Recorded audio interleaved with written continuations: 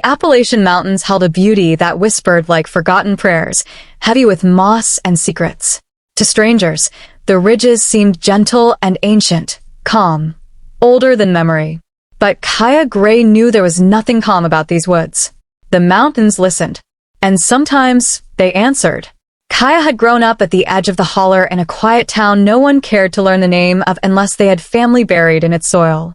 After 10 years away in the city, she returned only because her grandmother's cabin needed tending, and because her grandmother, the only family she had left, had vanished without a trace 6 weeks earlier. People don't just disappear, she muttered to herself, turning off the gravel road and onto the dirt path leading to the cabin.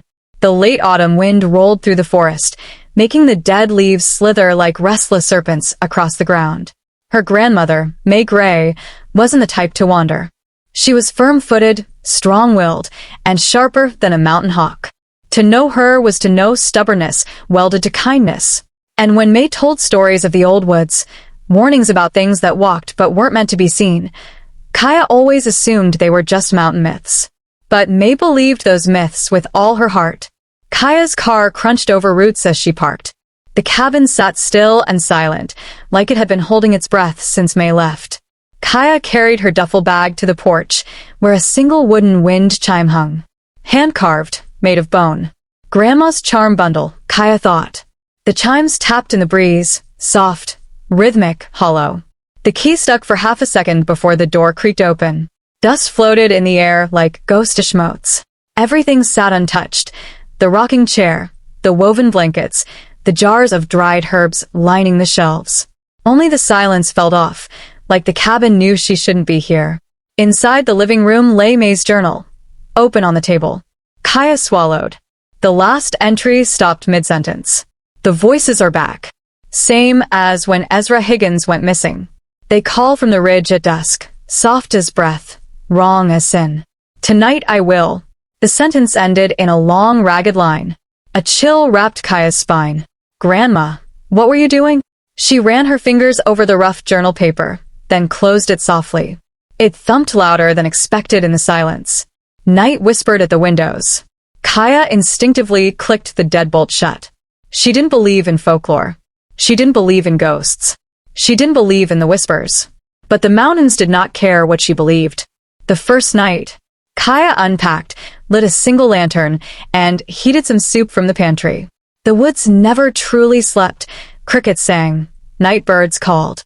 But as midnight neared, a hush crawled over the trees, thick as tar. Then, a voice. Soft. Female. Kaia. Kaia froze. The spoon in her hand trembled. Hello.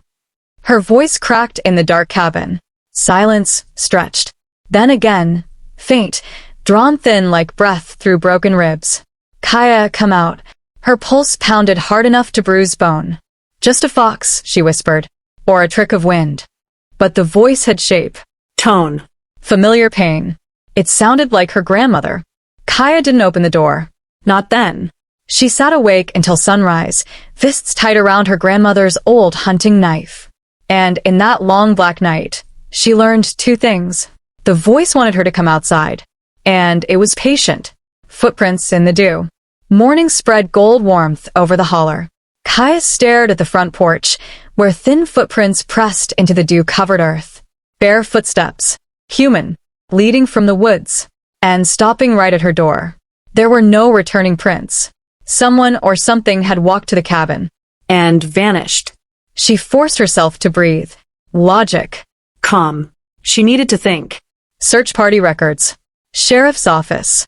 Missing persons, she muttered, driving to town. People stared when she walked into the general store.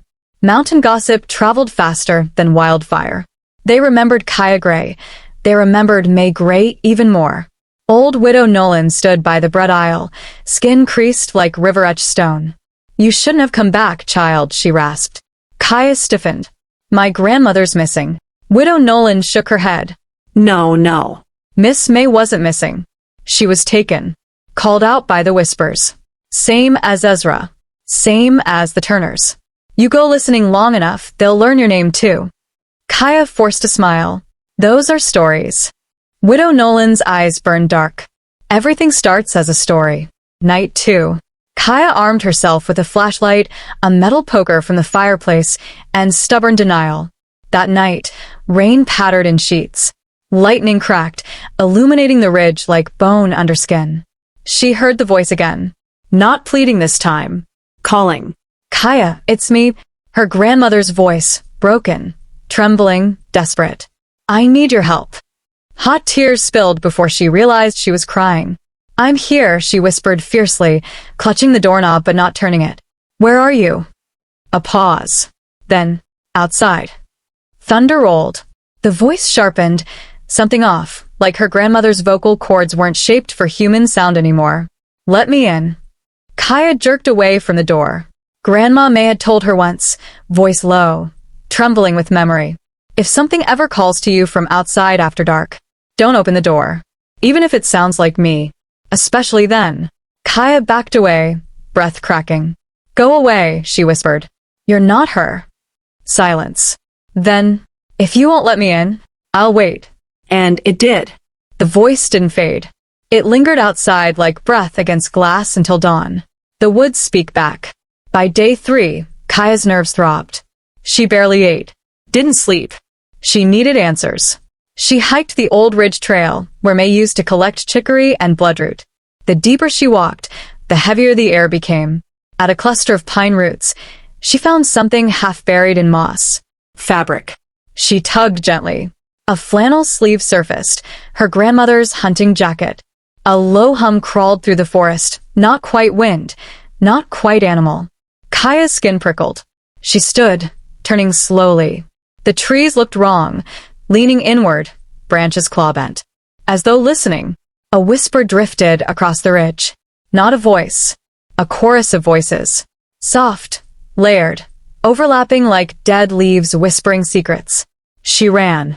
Roots clawed her boots. The forest groaned. Something followed. Not footsteps. Something else. Like bones dragging through leaves. Like breath behind tree bark. She burst from the tree line, collapsing in the yard. The woods went still, watching. The mountains had seen her, known her, chosen her,